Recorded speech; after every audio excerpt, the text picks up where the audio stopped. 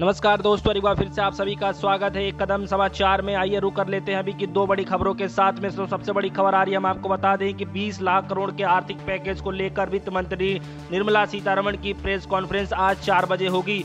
और वहीं अगर हम दूसरी खबर की बात करें तो गुजरात हाई कोर्ट का फैसला, रद्द किया शिक्षा मंत्री भूपेंद्र सिंह चुड़सभा का विधानसभा चुनाव। तो गुजरात एससी का फैसला रद्द किया शिक्षा मंत्री भूपेंद्र सिंह चुड़सभा का विधानसभा चुनाव।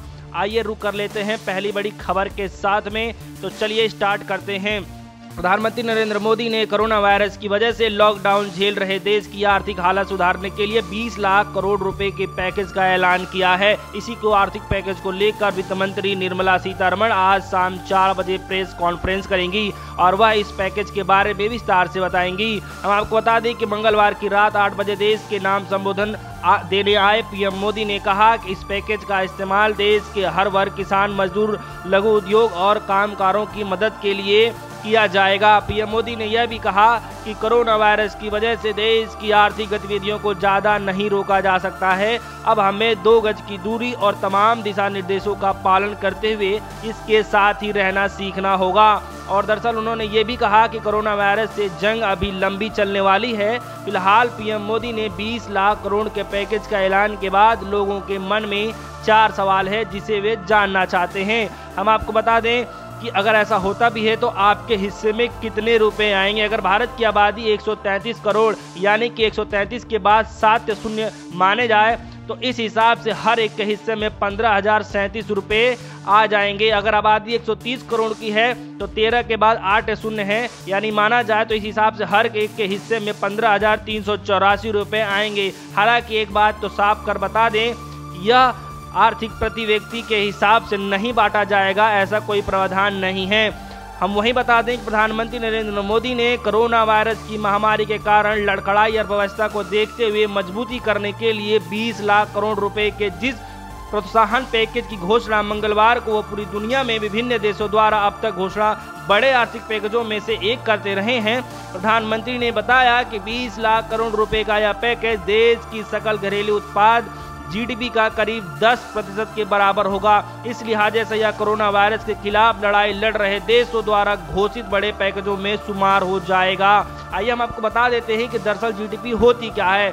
सकल घरेलू उत्पाद एक निश्चित समय के देश के अंदर बनने वाली सभी तैयार वस्तुओं और सेवाओं की कीमतों का मौद्रिक मूल्य को जीडीपी कहा जाता है। और जीडीपी में निजी और सार्वजनिक उपयोग, निवेश, सरकारी खर्च, निजी आविष्कार, भुगतान, निर्माण लागत और व्यापार का विदेशी संतुलन शामिल होता है। दरअसल अभी की सबसे बड़ी खबर हम आपको बता दें कि 20 लाख करोड़ के आर्थिक पैकेज को लेकर वित्त मंत्री निर्मला सीतारमण आज प्रेस कॉन्फ्रेंस करीब 4 बजे कर सकती हैं।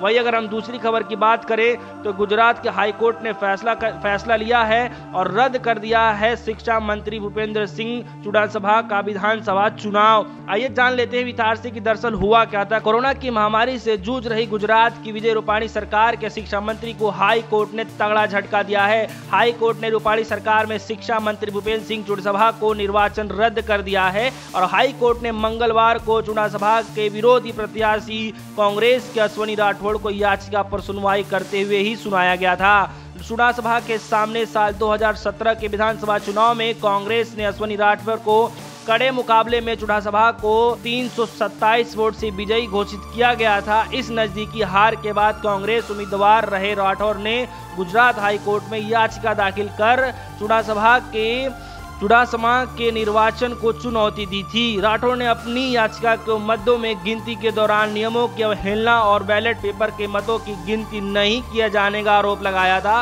अपनी याचिका में राठौर ने कहा था कि नियम अनुसार ईवीएम के मतों की गिनती से पहले ही बैलेट पेपर के मतों की गिनती होनी चाहिए थी। उन्होंने आरोप लगाया था कि मतगणना अधिकारी ने ईवीएम के मतों की गिनती पहले ही की थी और बाद में बैलेट पेपर के मतों की गिनती की ही नहीं गई थी। राठौर ने यह भी कहा कि बैलेट पेपर से लगभग 400 वोट पड़े थे जिनकी गणनाएं किए बगैर ही चुड़समा को विजेता घोषित कर दिया गया। चुड़समा को 327 वोट से विजेता घोषित कर दिया गया, जबकि बैलेट पेपर से लगभग 400 मतों की गणना ही नहीं की गई। गुजरात हाईकोर्ट ने सुनवाई के बाद चुड़समा को निर्वाचन रद्द करने का फैसला सुनाया। तो दर्शकों, अभी की जो सबसे बड़ी खबर हम आपको रूबरू करा रहे थे, ये दो बड़ी प्रमुख खबरें आपके सामने निकल के आ रही थी, जो अपने रूबरू आप सभी को कराया। और भी अन्य तमाम खबरों के लिए जुड़े रहिएगा हमारे साथ, देखते रहिएगा एक कदम समाचार। धन्यवाद।